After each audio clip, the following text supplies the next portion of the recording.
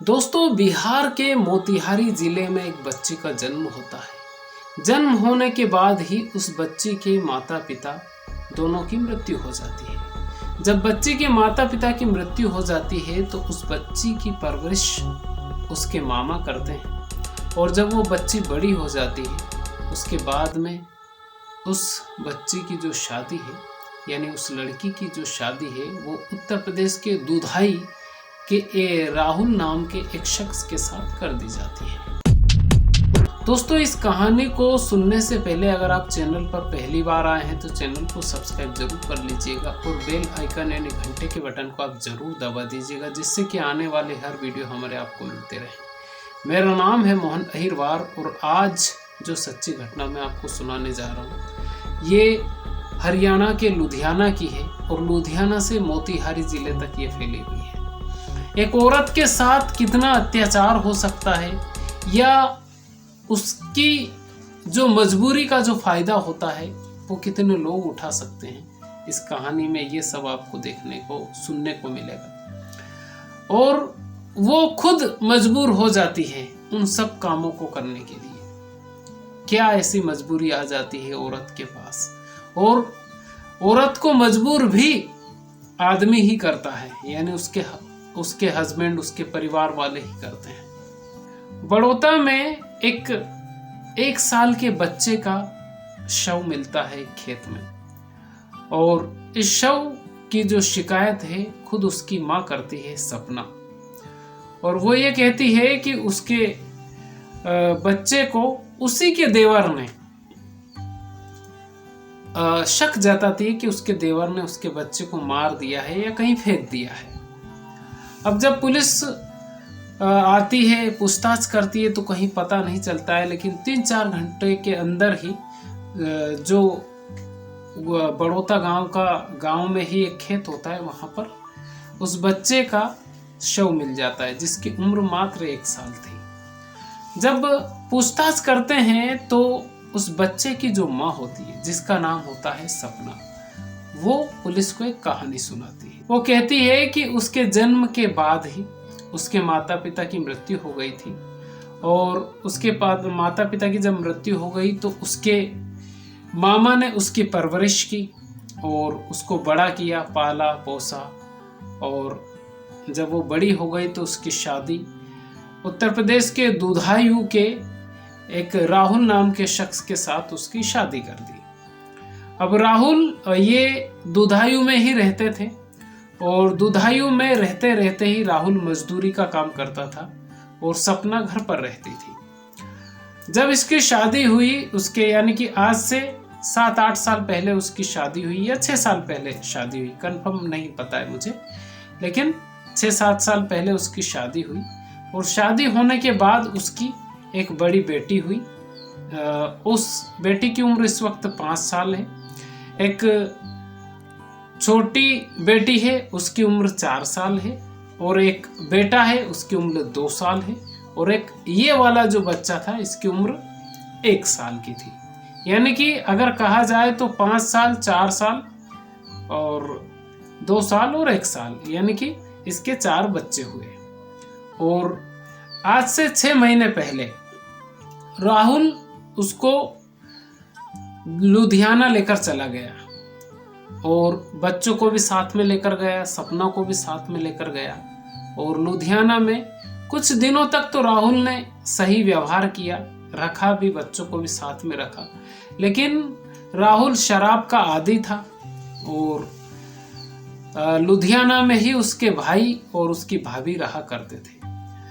जब वो लुधियाना में गया तो राहुल का उसकी भाभी से ही प्रेम संबंध हो गया, और प्रेम संबंध होने के बाद में राहुल उसके 4 बच्चों को और सपना को छोड़कर उसकी भाभी के साथ रहने लग गया। और उसी के साथ में, यानी कि उससे जो प्रेम संबंध है वो बन गए भाभी से, और वो देवर भाभी के साथ में रहने लग गया। 4 बच्चों को छोड़ दिया, बीवी को छोड़ दिया। अब लुधियाना में ये सपना और 4 बच्चे अकेले पड़ गए। कुछ दिनों तक तो ये किराए के मकान में रहे। उसके बाद में क्योंकि चार बच्चों को भी पालना और ये कहाँ से पेट भरेगी। तो ये लुधियाना रेलवे स्टेशन पर आई उस मकान को छोड़कर। लुधियाना रेलवे स्टेशन पर आने के बाद में ये वहाँ पर भीख मांगने का काम करने लगी। बच्चों से भी भीख मंगवाती और खुद भी भीख मांगती और इसका पेट पालन ये करने लगी। आप सोचिए, ये कोई खानदानी भिखारन नहीं है और ना ही इसने कभी भीख मांगी थी, लेकिन वक्त और हालात व्यक्ति के ऐसे आ जाते हैं कि व्यक्ति मजबूर हो जाता है सब कामों को करने के लिए। अब ये जब भीख मांगकर पेट पालन करती थी, 4 बच्चों को भी पालना, 1 साल का बेटा, 2 साल का बेटा और एक 4 साल की बेटी, एक 5 साल की बेटी। तो अब इनको पालना एक बहुत, उसके लिए तो बहुत बड़ा काम था। अब ये जब भीख मांग रही थी तो एक दिन, आज से 2 महीने पहले, गांव बड़ौता की एक महिला आई, उम्रदराज थी महिला, और उससे जब इसने खाना मांगा, क्योंकि ये खानदानी भिखारन नहीं थी और ये भिखारन लग भी नहीं रही थी, क्योंकि ये इसके मामा ने पाला पोसा। आपको मालूम होगा कि हमारे हिंदू धर्म में भानेज को बहुत ज़्यादा तवज्जो दिया जाता है। मैं भी जो भानेज है उसको बहुत ज़्यादा हम लोग तवज्जो देते हैं और शायद आप भी देते होंगे। तो बहुत लाड़ प्यार से उसके मामा ने उसको पाला था। तो खानदानी भिखारन थी नहीं, देखने से लग भी नहीं रही थी। 4 बच्चों की माँ हो गई, लेकिन वो वैसी लग नहीं रही थी। तो वो जो उम्रदराज महिला आई, उससे जब इसने खाने के लिए बोला कि आप हमें खाना दे दीजिए या पैसे दे दीजिए, ऐसे करके कुछ बोला, तो वो खाना तो दे दी वो महिला। हो सकता है वो पहले से ही नोटिस कर रही हो इस सपना को, लेकिन खाना देने के बाद में इसने बोला कि उसकी बेटी का बेटा विक्की, जिसका नाम विक्की, वो अविवाहित है, कुंवारा है, और तुम चाहो तो उसके साथ में घर बसा सकती हो, उसके साथ में रह सकती हो, और वो तुम्हारे 4 बच्चों को भी पालेगा और तुम भी उसके साथ में रह सकती हो। सपना बहुत ज़्यादा मजबूर थी, इसने हाँ कह दिया कि चलो ठीक है, एक घर मिल जाएगा, रहने के लिए छत मिल जाएगा और एक पालने वाला पति मिल जाएगा, बच्चों को एक पालने वाला पति मिल जाएगा। अब ये हरियाणा का जो सोनीपत है, उसका जो गांव है बड़ौता, उस गांव में आती है और विक्की से शादी कर लेती है। वीडियो को अंत तक जरूर देखिएगा और पसंद आए तो लाइक जरूर कर दीजिएगा। जब ये बड़ौता गांव में गई तो शादी करने के बाद ही विक्की, क्योंकि विक्की कुंवारा था, ये 4 साल की 4 बच्चों की माँ थी, तो इनकी बॉन्डिंग बहुत अच्छी बन गई। लेकिन 2 महीने ही हुए थे और विक्की का छोटा भाई था जिसका नाम था पवन। जब उसने उसकी भाभी को देखा, सपना को, तो उसका भी दिल आ गया, पवन का भी, और ये एक तरफा प्यार करने लगा पवन उसकी भाभी सपना से। अब उसके 4 बच्चे थे, लेकिन ये जो छोटा वाला बच्चा था जिसका नाम छोटू था, ये रोता बहुत था। और जब से उसने उसकी भाभी को देखा था तो वो ये कहता था कि ये बच्चा बहुत रोता है, किसी दिन वो इसको मार देगा और फेंक देगा, ऐसा पवन कहता था। अब शुक्रवार के दिन सपना उसके बच्चे को उसकी सास के पास सुलाकर गई और ये कहीं काम करने के लिए चली गई बाहर। और इसी बीच पवन ने ध्यान रखा उसकी भाभी का, और क्योंकि ये देवर भाभी थे रिश्ते में, अब ये कंफर्म नहीं है कि इनके प्रेम संबंध हुए थे या नहीं हुए थे, लेकिन ऐसा सुनने में आ रहा है कि पवन एक तरफा प्यार करता था। अब 2 महीने ही हुए थे, विक्की से भी शादी हुई, तो वो बच्चा सो रहा था। शुक्रवार के दिन ये बच्चे को उठाकर लेकर गया खेत में, वहां पर गला दबाया और फेंक कर आ गया।